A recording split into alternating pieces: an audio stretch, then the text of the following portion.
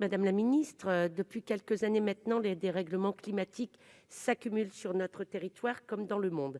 À l'échelle locale, celle de mon département, le Pas-de-Calais, les épisodes de sécheresse succèdent aux pluies diluviennes qui lessivent les sols et provoquent des mouvements de terrain, des coulées de boue et des destructions matérielles importantes.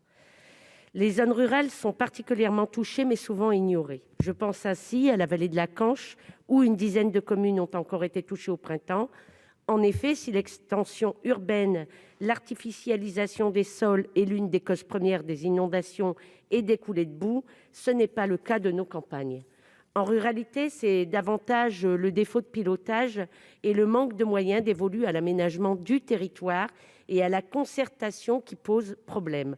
En effet, quand les exploitants agricoles sont majoritairement en fermage et donc non propriétaires des terres qu'ils exploitent, qui doit intervenir pour établir les obstacles empêchant le lessivage des sols? De même, l'angle d'attaque choisi par le Gouvernement de créer des lignes budgétaires dans le plan de relance pour les propriétaires fonciers est une bonne idée, mais cela retire la maîtrise de l'aménagement du territoire aux élus locaux.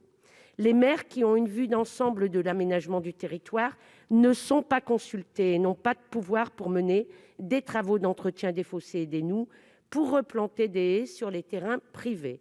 De nombreux acteurs travaillent isolément sur ces questions, ce qui rend inefficace la prévention des inondations.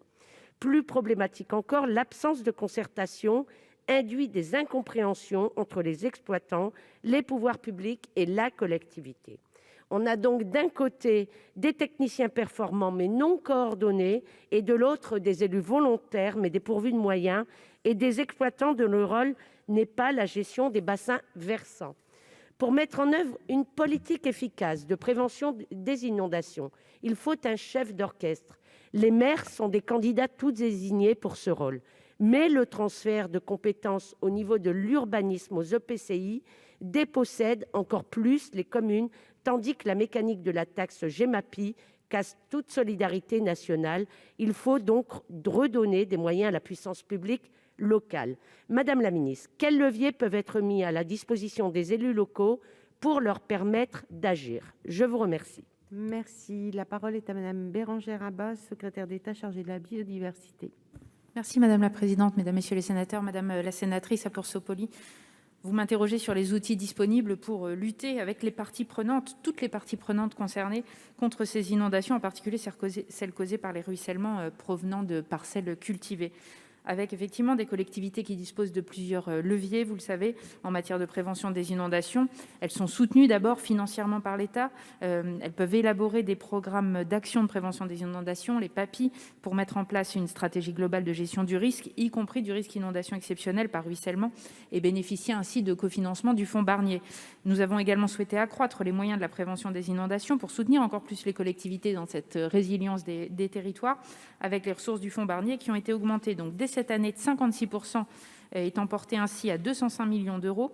Et en 2022, le gouvernement propose au PLF à venir d'augmenter encore les ressources du fonds de 30 millions d'euros, avec donc ce soutien financier de l'État aux porteurs de projets pour l'animation des PAPI qui a été revalorisé, et également une labellisation qui a été simplifiée.